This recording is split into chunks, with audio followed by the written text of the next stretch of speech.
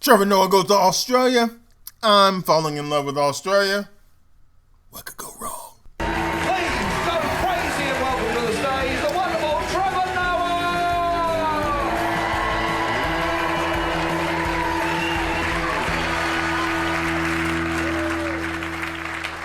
Good evening.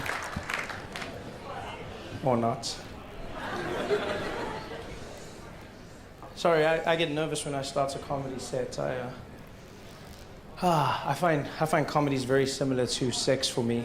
Well, it's exactly like sex when you think about it. You know, just me, the comedian, playing the role of the man, and you, the audience, the role of the woman. Because it's my job to satisfy you. And you just have to... Okay, so real quick before he gets into his real bit, the interesting thing about what he's doing right now is I was listening to a comedian, Dion Cole, being okay with a joke not hitting, which is not what's going on here. But what happens when a joke doesn't hit, then people are quiet. And that really gets your heart racing when you're on stage and like, oh, that didn't hit, I got to move on to something else. But the control is to be okay with silence, without laughter, without anything, just me talking, which Dave Chappelle, if you guys are Dave Chappelle fans, perfectly fine with. I mean, he'll just go long times telling stories without any laughter. Like, deal with it, audience. This is what I'm doing. Control. Sit there.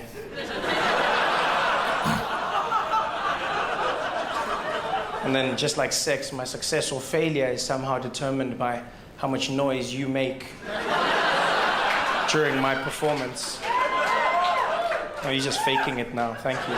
No. It's a one-sided affair. So I hope you aren't the quiet types. No, you were great, really.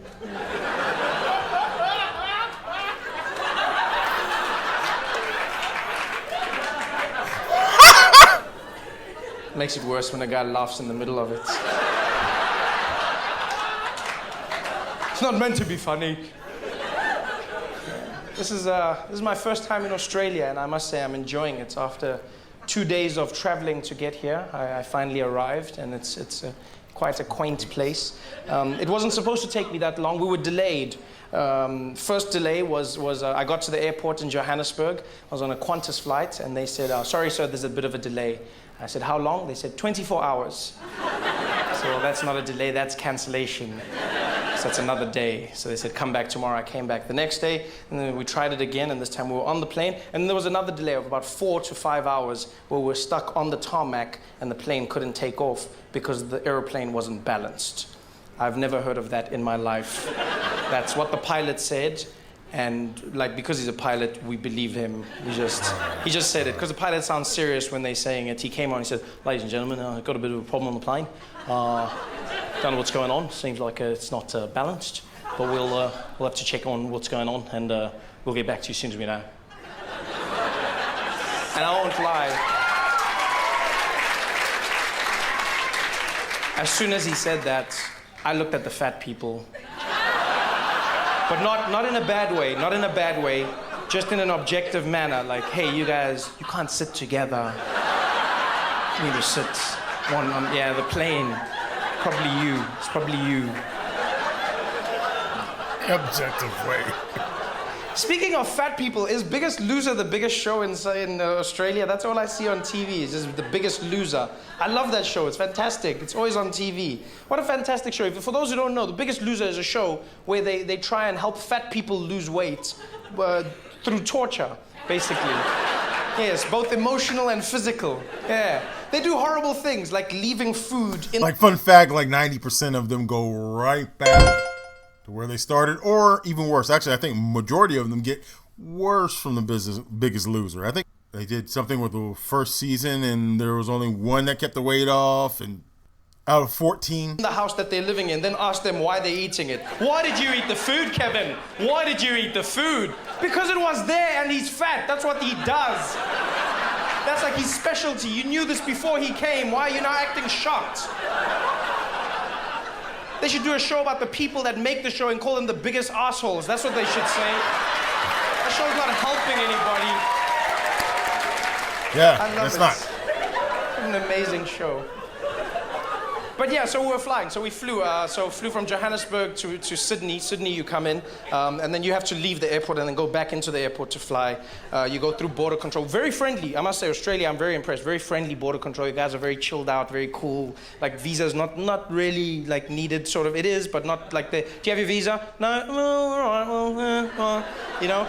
I learned the secret to getting through from a few Chinese men that were ahead of me is that you just have to irritate the border police and then they just let you in. There's a guy ahead of me and the woman was asking him, excuse me, sir, where are you going to be staying in Australia? No, where are you staying? You're like, kangaroo. No, sir, where are you staying? Kangaroo.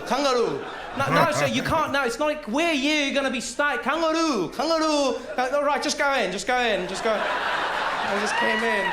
He was just like, it was fantastic. Yes. And he had this look when he got to the other side, like it works every time. Just, you know, this knowing look about him. And so you come in, and it seems too easy because the border control is very chilled, but then you get like to the customs, which is the most hardcore place in the world. I don't know what the hell happened in Australia, but you guys need to chill out when it comes to fruit. People are standing there being strip shirts. Where did you get the apple? I don't care if you can't speak English. You're going to spend a week in quarantine, mate. Where did you get the apple? I don't care. Where's the apple from? You see people, there was a guy that was stopped for weed. Was that marijuana? Well, don't do it again. But you with the apple, back to where you came from. What did fruit do to your country? It's such a weird... There's some damn frogs that invaded your country. They're like, no more. Right, mate? No more, eh? Place getting used to Australia because you finally come in and then you can't understand anybody. You really, really can't because like you guys say you speak English, but it's not. It's like you try, but then I couldn't tell. Like sometimes it actually sounds like it's Chinese. I used to hear people making jokes about, oh, there's all these Chinese, but then when you come, you don't know if the Australians are Chinese or not Chinese. Like because it sounds the same to me, especially like a very deep Australian accent. It's very like people say things. Oh yeah, how you go? Oh yeah, oh, oh, ni hao, oh yeah, ni hao, oh yeah. Shishini. Wow. I don't know what's going on here, man. This is very. And then the phrases I do understand don't make sense. Like positive phrases, like apparently she'll be right. I don't know who she is and how she applies to me, but this is very important to say in Australia. You also feel it's very important to tell everybody that you have no worries. Yeah, I didn't ask you about your life's philosophy. I just asked you how you were on the day, and you, oh, no worries, no worries. Really? Not even one worry? Really, Australia? Are things that good here? No, not even one. Not even prostate cancer. Not even one. Not even North Korea, because those guys are close. I'm just saying. Not even one worry. Yeah. And the strangest one, and this is something I've learned, which I wish you'd teach people before they come, is the correct answer to the phrase "How you going?" is not by aeroplane. I feel it's strange to ask people this when they're traveling. I was flying with Sydney, and then we were going to Melbourne, and I got to the counter, and I said to the woman, "Hi, I'm going to Melbourne, please." And she said, "Oh yeah, how you going?" I said, "By aeroplane." That is why I've chosen this building over here to be traveling in. And she said, no, I was greeting you. And I said, oh, no worries. You guys have been great. Thanks for having me. Have a good night.